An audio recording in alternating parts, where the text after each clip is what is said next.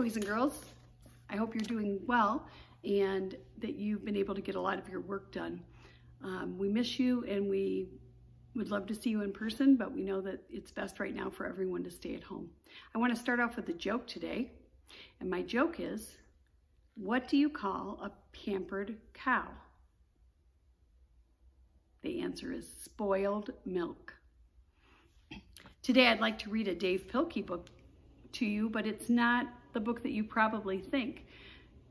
You know Dav Pilkey as the author and illustrator of Captain Underpants, but today I'm going to read you his book, Dogzilla.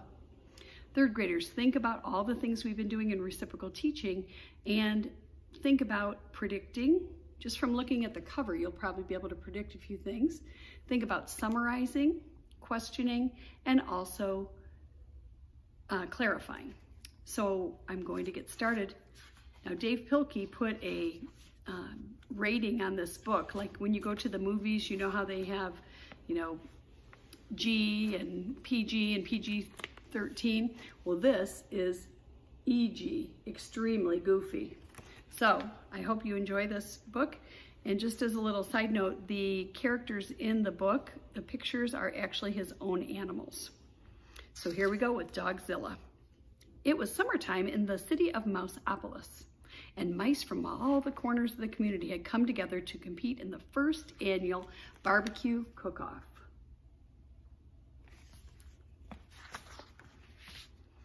As the cook-off got underway, smoke from the hot grills lifted in the irresistible scent from the barbecue sauce over the rooftops of the city. A gentle wind carried the mouth-watering smell out into the distance, right over the top of an ancient crater. Before long, a strange and mysterious sound was heard. Sniff, sniff, sniff, sniff, sniff, sniff, sniff. All at once, the volcano began to tremble.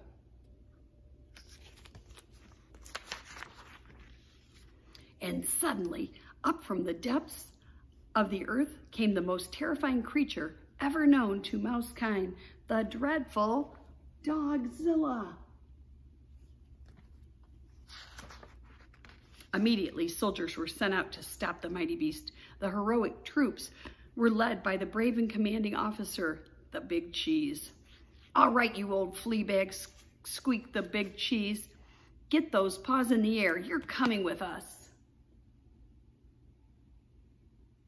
I hope you're doing some predicting now and wondering if he is going to actually go with them. Without warning, the monstrous mutt breathed her horrible breath onto the mice. Doggy breath, screamed the soldiers. Run for your lives. Hey, come back here, shouted the Big Cheese to his troops. What are you, men or mice? We're mice, they squeaked. Said the Big Cheese. You're right. Wait for me.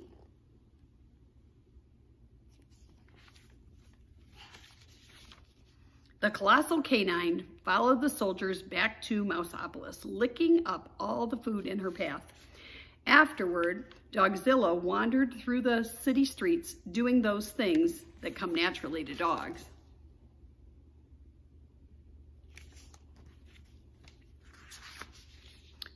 Dogzilla chased cars right off the freeway.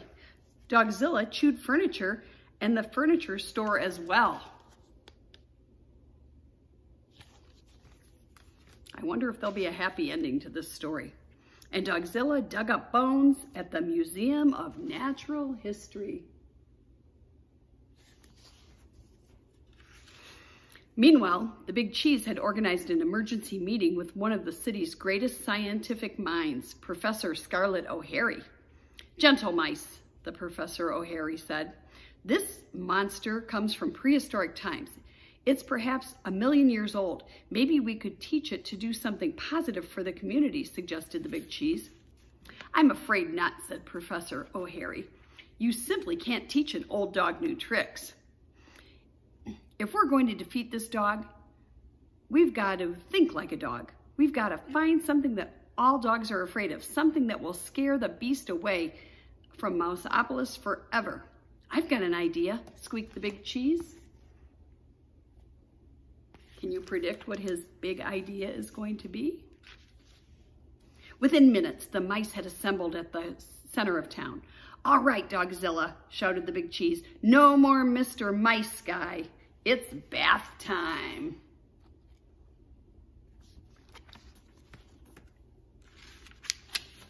Suddenly, a blast of warm, sudsy water hit Dogzilla with tremendous force. The panicking pooch let out a burst of hot, fiery breath, and the chase was on.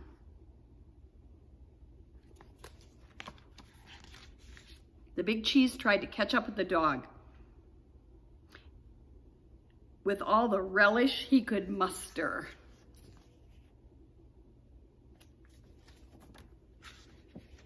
Dogzilla hightailed it out of town and back into the mouth of the ancient volcano. "Well, I'll be doggone," squeaked the big cheese. "It worked." With a horrifying memory of the bubble bath etched in her mind forever, Dogzilla never again returned to Mouseopolis.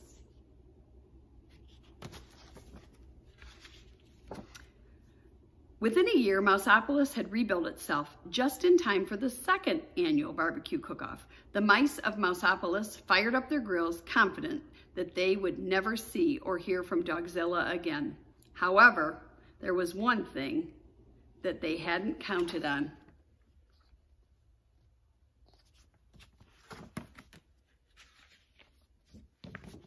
Puppies.